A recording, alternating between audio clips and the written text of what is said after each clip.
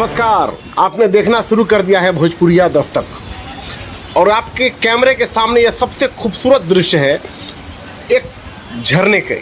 ये झरना जो है रोहतास के सबसे खूबसूरत वादियों में शुमार महादेव खोह की है, जहाँ पर अति प्राचीन शिवलिंग पर झरना जो है पानी, झरने का पानी मंदिर के को छूते हुए और निकल जाता है। यहाँ इतना खूबसूरत दृश्य है कि यकीन नहीं मानिएगा कि आप झरने के नाम पर डरेंगे नहीं, बल्कि झरने के नाम पर आप आकर्षित होंगे। क्यों कि यहाँ जो प्रबंधन समिति है उसने इतने बेहतरीन ढंग से इसका निर्माण किया है कि आप भरी बरसात में एकदम रौद्र रूप में भी स्नान कर सकते हैं और परिवार के साथ यहाँ एंजॉय कर सकते हैं, दर्शन भी कर सकते हैं, एंजॉय भी कर सकते हैं। और यहाँ सभी सहूलियतें हैं।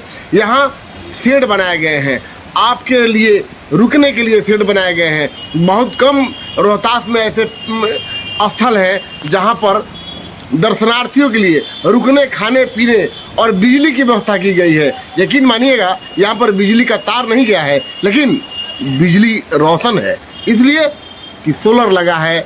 और इससे पहले इसी महादेव खोह में जो यहाँ के उत्तम तपस्वी आश्रम के जो मुख्य पुजारी थे, उन्होंने पानी से रोटर को चला करके और बिजली उत्पादन करके इसको रोशन करने का काम किया था। हालांकि वो काम आजकल बंद है, काफ़ी महंगा खर्च है, लेकिन आज भी बदस्तूर सोलर पर लाइट यहाँ पर जारी है और आपको कतई एहसास नहीं होगा कि हम बहुत खतरनाक जगह पर हैं और बाढ़ आए तो डूबने की संभावना है। ऐसे कुछ श्रावण माह के पवित्र महीने का आनंद उठा सकते हैं। श्रद्धा भक्ति से लबरेज हो आपको अगर यहाँ पहुँचना है तो डिहरी या सासाराम से तिलौथू होते हुए नौहट्टा पहुँचिए और नौहट्टा मुख्य बाजार से महज 2 किलोमीटर की दूरी पर स्थित है यह महादेव खोह का अति प्राचीन और सुंदर दृश्य।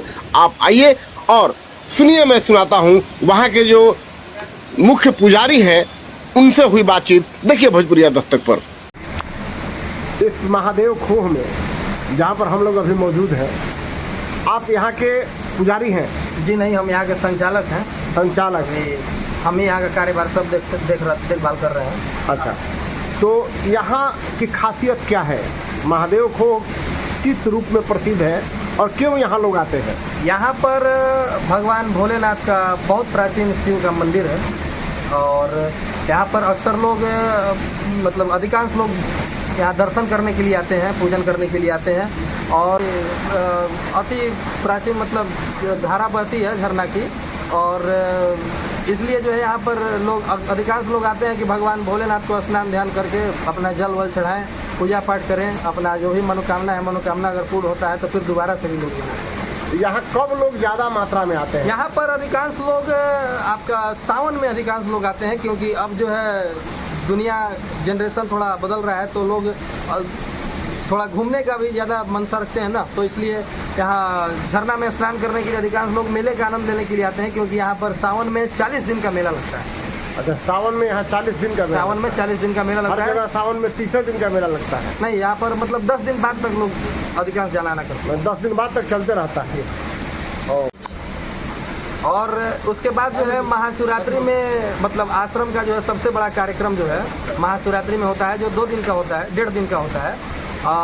दिन रात जो है उस समय पूजा पाठ होता है, भजन कीर्तन होता है, पूरा आश्रम सजती है। मतलब आश्रम से जुड़े हुए जितने भी मतलब जो लोग हैं, जो आश्रम के माध्यम से चल रहा है, ऐसे सभी जितने भी भक्तगण हैं सारे लोग अपने पूरे परिवार के साथ महाशिवरात्रि में पूजा अर्चना करने के लिए आते हैं। यहाँ आते हैं? जी। तो सुना आपने, महादेव खोह में सावन में 1 महीना के बाद 10 दिन और एक्स्ट्रा यहाँ पर विशेष मेला लगता है। उसके बाद महाशिवरात्रि को 2 दिन यहाँ पर विशेष पूजा अर्चना होती है। अगर आप यहाँ पहुँचने और जाने के उत्सुक हैं तो सावन महीना आपका इंतजार कर रहा है और परिवार समेत पहुँच करके महादेव खोह में पूजा अर्चना कर खूबसूरत झरना का आनंद उठाएं। देखते रहिए भोजपुरिया दस्तक। अगर यूट्यूब से देख रहे हैं तो चैनल को सब्सक्राइब जरूर कर लीजिए।